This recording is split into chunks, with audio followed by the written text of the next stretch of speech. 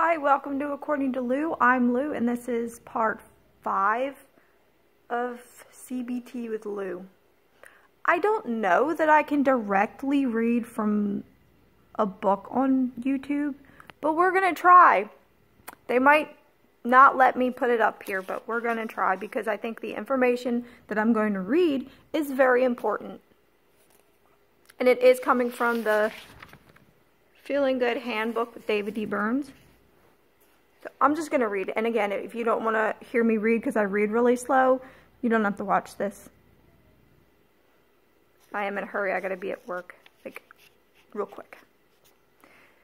This is part 1. You can change the way you feel. Many people believe that their bad moods result from factors beyond their control. They ask, how can I possibly feel happy? My girlfriend rejected me. Women always put me down. Or they say, how can I feel good about myself? I'm not particularly successful. I don't have a glamorous career. I'm just an inferior person. I don't know if I said that right.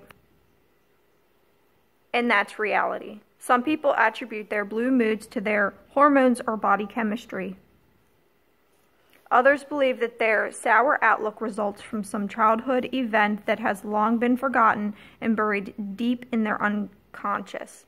Some people argue that it's realistic to feel bad because they're ill or have recently experienced a personal disappointment. Others attribute their bad moods to the state of the world. I think a lot of us do that. We think because as humans, we want to feel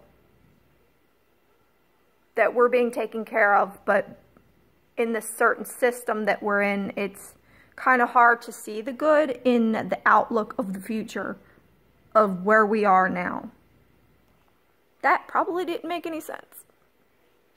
It didn't to me either. I'm so happy I got to confuse you today. Others attribute their bad mood to the state of the world. The shaky economy, the bad weather, the taxes, that darn traffic jam, and then the threat of nuclear war. That's like the farthest from our minds right now, isn't it? Misery, they argue, is unavoidable. Of course, there are some truths in all of these ideas. Our feelings undoubtedly are influenced by external events, by our body's chemistry, and by conflict and traumas from our past. However, these theories are based on the notion that our feelings are beyond our control. If you say, I just can't help the way I feel, you will only make yourself a victim of your own misery. And you'll be fooling yourself because you can change the way you feel. So that was one area of the book. Okay. If you want to break out of a bad mood, you must first understand that every type of negative feeling results from a specific kind of negative thought. Sadness and depression result from thoughts of loss. You think you have lost something important to your self-esteem. Perhaps you were rejected by someone you cared a great deal about. You might have retired or lost your job or missed out on an awesome career opportunity. Frustration results from unfulfilled expectations. You tell yourself that things should be different or should have been different different from the way they really are. For example, that train should not be late when I'm in such a hurry. Anxiety and panic result from thoughts of danger. Before you give a speech in front of a group of people, you feel nervous because you anticipate that you're going to tremble, your voice is going to tremble, or that your mind will draw a blank. We freeze. Like everything that's been in my head, completely lost, gone. You feel nervous because you anticipate that your voice will tremble and your mind will draw a blank. You imagine that you'll make a fool of yourself. Guilt results from the thought that you are bad. When a friend makes an unreasonable request, you may feel a twinge of guilt and think a really nice person would have said yes. You may agree to something that isn't really in your best interest. Feelings of inferiority. I said that wrong. Result from the thought that you're inadequate in comparison with others. You think she's so much better looking than I am, or he's so much smarter and successful. What's wrong with me? Anger results from feelings of unfairness. Yes, that's true. You tell yourself that someone is treating you unjustly or trying to take advantage of you. And then you get angry because it's not fair. And then it goes, we're at 6 minutes. It goes on to what we already read, the forms of twisted thinking. There's 10 forms.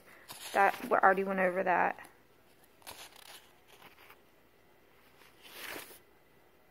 He says, I don't believe that you should try to be happy all the time or in total control of your feelings. That would just be a perfectionistic trap. You cannot always be completely rational and objective. Certainly I am not. I have my share of shortcomings and dark moments of self-doubt. I believe that there's experiences given us the opportunity for growth, for intimacy, and for a deep comprehension of what it means to be human. I like that. There was another part in here that I wanted to read. Oh, I'm not finding it. Okay. There are many times when negative feelings are healthy and appropriate. Learning when to accept these feelings and how to cope with realistically negative situations is just as important as learning how to rid yourself of distorted thoughts and feelings. So what it's saying with realistically negative situations is something happens and your feelings are realistic in the way you feel, the way you're thinking about the situation is valid. It's appropriate for the situation. But knowing the difference between an appropriate feeling and emotion for a situation and when it isn't appropriate, like something happens and you in your thought process make it 10 times worse. To be able to know the difference between those situations, whether it's valid the way you feel or not. I'm at 8 minutes and I am going to be late for work. So I hope you enjoyed this video and I will see you next Friday. As always, only according to Lou.